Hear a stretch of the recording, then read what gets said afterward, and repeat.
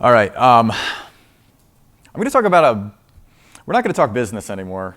Not really. We're going to talk about something called a balance wheel here. And it incorporates business. And it's something that I do every month. And I want to just put it out there as a concept for you. Maybe it's going to be helpful to like one person in this room, and that'd probably still be worth it. Maybe I'll waste a few other people's time. But I think it'll be helpful to more than one. I found this on probably a viral LinkedIn post and added it to my presentation. It says, what I thought would make me productive, and it's got hard work.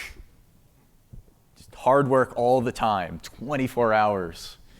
Like you're an investment banking analyst and you're working 16-hour days and you have dinner and you dream of spreadsheets. Dan, are you okay? Yeah.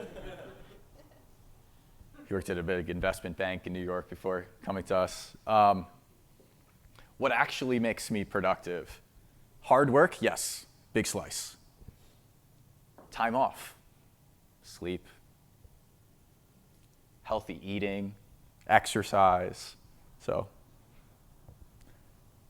I tend to agree with that graph. And so the question for all of you is, how are you doing on balance? I have had moments in the past where I have not done well on balance. I've had moments in the past working on StackSource that I have not done well on balance. They've probably been more frequent than I would like. Some of those moments I alluded to this morning where we didn't have much funding, but we got it done. There were stressful nights when we didn't have any funding and we got it done, and when we were grinding. And there's going to be seasons in life where you go through and you need to grind harder than other seasons. You need to work longer. You need to buck up. That shouldn't be your whole life. It's not really sustainable. It's not really great for you. How are you doing on balance is my question for you. I'm starting to ask myself this from time to time. Actually, the way I found this exercise was through, for a little while here, I've been a member of a CEO forum group. I actually joined one in New Jersey. So if you don't know much of my story over the last couple of years in COVID, my wife was pregnant. We found out it was twins. Then Zach joined StackSource, and I don't know what you did. They locked us down the next day, Zach. And no, we went into COVID, and she was twin pregnant, and she was miserable. And then we had two babies crying at home all night. And I ended up joining a group last year at the beginning of the year. We were in New Jersey. We ended up moving to Florida, but I joined this group for a few months. It was like a business owner and CEO forum. The one I go, and there's multiple ones. There's different organizations, but mine's called the C12 group. And once a month I go to one of these CEO forums. The first thing you do in the morning, every time, is you fill out what's called this balance wheel. And I joined another one in Florida now because it was so helpful in New Jersey. And the one on the left is actually, that might have been my balance wheel for 1 month. And I fill it out, and they make you fill this out every month. And you go around the group, and with all these CEOs, up to 12 CEOs, C12, it's like you can have up to 12 CEOs at the table, and you like share learnings, and you ask each other hard questions, and you get the sounding board and stuff. But they make everybody talk about how they're doing on balance first. There's a lot of driven people. Certainly when I joined, I had like the smallest company in the group, and I'm still one of the smaller. Our company is still one of the smaller ones represented with me at the table. But got these high-powered CEOs with 800 people at their company, and the first thing they do in the morning is talk about like how they're doing on balance, because you can't, like the idea of the wheel, you can't roll for a significant period of time, for a long period of time, being out of balance. It's going to mess up the whole machine, the whole car. And so that might have been one that I filled out. It's at least an example of one. This one is geared towards me. Marriage and family, personal finance. You'll see some religious stuff in there, and ours is a religious-themed group. As a matter of fact, it's what we believe we're doing with our business as our ministry and as like our calling in life. And so you'll see something like a walk with God and stuff. Here's an example of another one that I found online that was similar ideas. How are you doing as a colleague? How are you doing? This one was for an athlete. How are you doing as a sports player? How are you doing as a mother or father if you're, and just doing this, it does a couple things. It brings some awareness to what parts of my life am I underserving right now. May not matter in the short term, but it could come back to bite you in the longer term, and it could be draining. And so I did find an online version that could be freely shared, and I'm going to share it after here. But the question to go through an exercise like this, first of all, is what is important to you in your life? Making money is like, it's a bad ultimate goal.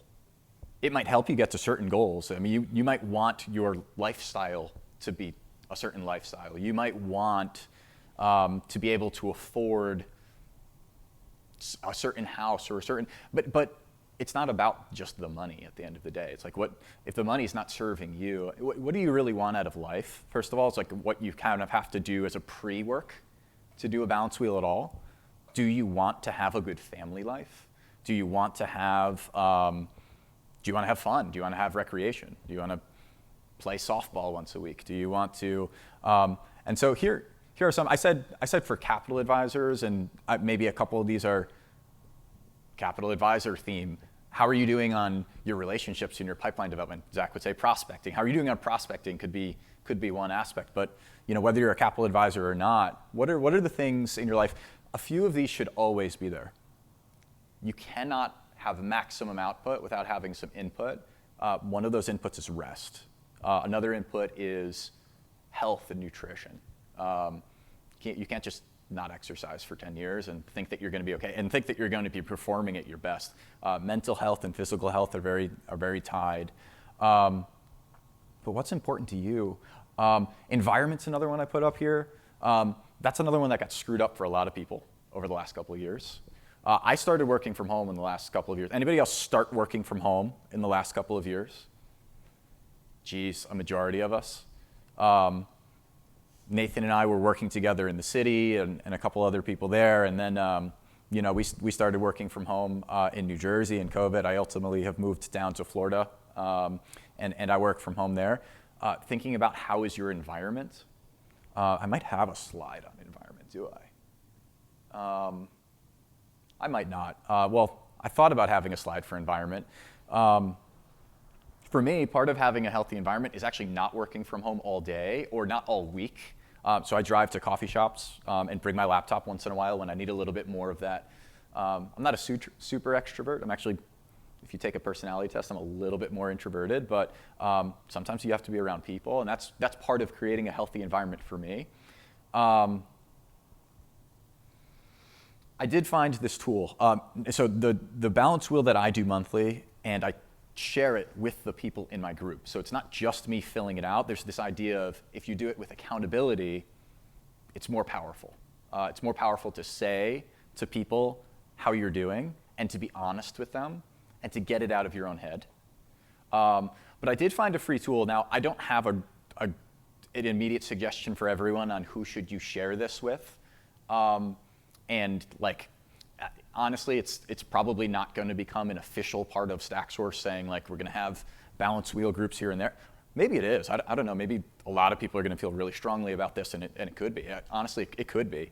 But having some people in your life, at least one person that you could bounce this off and say, how am I doing on these different areas? I did find a free tool, and I grabbed a version of it. I'm going to email it around after the summit, so you can grab the example version if you'd like, and you can go through it. In addition to how are you doing, there's one other aspect to it. How are you doing is your current. Where would you like to be? It may not be realistic to be a 10 on everything. I've never scored a 10 on any. I usually don't give myself a 10 on most things. I did go through an exercise a few months ago of saying, well, what would a 10 look like? What would a 10 look like for personal finances? What would a 10 look like for family? What would a 10 look like? What am I trying to live up to? And then you can set goals. Well, I'm at a 5 for marriage and family right now, and that's not where I want to be. I want to be at least a 7. And then you can start to put together, well, how can you get there? And like a business plan, you can make a plan around what does a 10 look like? And maybe if you have a spouse or partner, it could be having a weekly date night. Maybe there's a little bit more to having a 10 than just a weekly date night, but maybe that's a start. Maybe you don't have a weekly date night to start. Again, some examples here. All of these examples will be in the sample that I'll share. The idea is to customize it. And then if you think about where you are now, you can actually put actions. Well, I'll do this, and I'll do it by X date. And this is where the accountability comes in too, because you can have someone that holds you to, hey, did you do it? Did you kickstart? Did you take a vacation by August 1st? Maybe somebody just needs to. Maybe somebody here just like needs to take a vacation by August 1st. Maybe it's me. I don't know. I'm gonna add it to the new sales.stacksource.com. If it's not up there already, it will be added, just as a resource, just as something that could be helpful. There's a lot to do. We had talked about strategies today. We had some motivation today. We had some examples today. We had some learning today. If it feels a little overwhelming, pick some things to start doing first. Think about balance. Think about how are you going to attack this. If you want to do really well for years at a time, I think this is going to have to be part of it. Something for balances. You don't have to do a balance wheel. Maybe for one person here, you adopt a balance wheel and start doing it monthly or quarterly. But think about balance. If you don't think about it, nobody's going to think about this for you.